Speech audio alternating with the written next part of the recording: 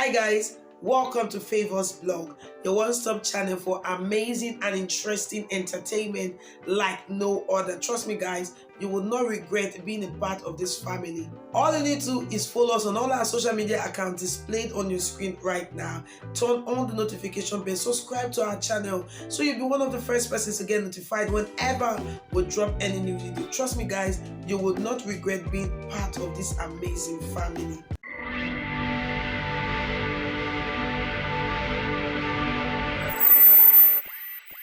Open Heaven Daily Devotional for Saturday, when be the 28th of January 2021. Our topic today say, just one mistake.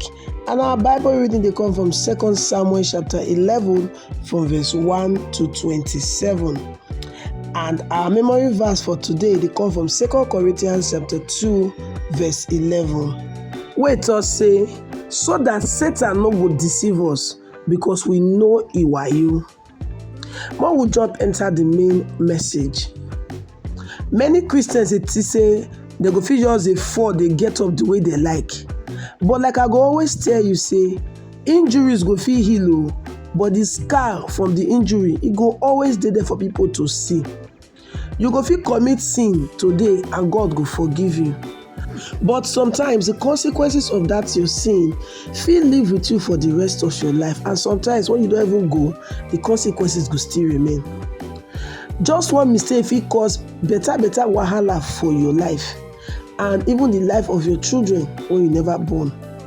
Inside Genesis chapter 16 verse 2, we see and say Sarah come arrange he ask girl for Abraham. And because of that arrangement today, the whole world, they pay for that her single mistake. For inside Genesis 25, 29 to 34, Esau make a own single mistake. He say, I beg you, fashy birthright. Only once night talk am. And by the time we reach Genesis 27, from verse 30 to 40, Bible call top say, the time when he come inside, make he come collect a blessing, his brother just dey come outside after he don't collect the same blessing. He called dey beg papa for the blessing wey remain, but papa come tell am say make no worry o, you go prosper, but na fighting na you go take prosper, and you go serve your younger brother. All this will happen just because of one small tiny mistake when he make. For inside 2 Samuel chapter 11, King David make mistake wey he call born plenty other mistake dem. The mistake when he make be say, the time wey kings dey go war, he sit down for us dey rest. Na there he come take see wetin he no suppose see. One fine woman wey dey baff. You go call her say, wetin come make David eye enter another person house?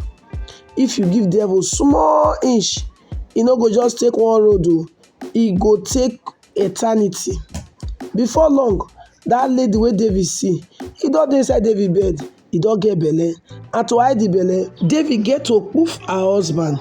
Na so God take send prophet make go tell David say, this thing wey you do so, sword no go ever comot for your house. And even till today as we dey talk, sword never comot for Israel. All this one start with one small mistake of say abi I wan rest when he suppose to go war. Some Christians think say wahala no dey to dey sleep when they suppose to dey pray, but before they go wake up the next day, devil don sow some kind things for inside their field, and they go come start to dey struggle for life. The sad thing be say they go come dey think say this struggle na normal thing, na so dem come continue for inside o, instead to get up and pray when they suppose to pray. My beloved, no dey ignorant of the devices of the enemy wey dey waka around dey find who he go chop. 1 Peter 5 verse 8. All he need from you na one mistake, and abeg make you no give am to am. Our key point for today talk say, if you give devil 1 inch, he no go just take the mile, instead he go for your eternity. This Open Heaven Daily Devotional, what we bring to you so, now Pastor E.A. Adeboye, wey be the General Overseer of the Redeemed Christian Church of God, na write am. God bless you.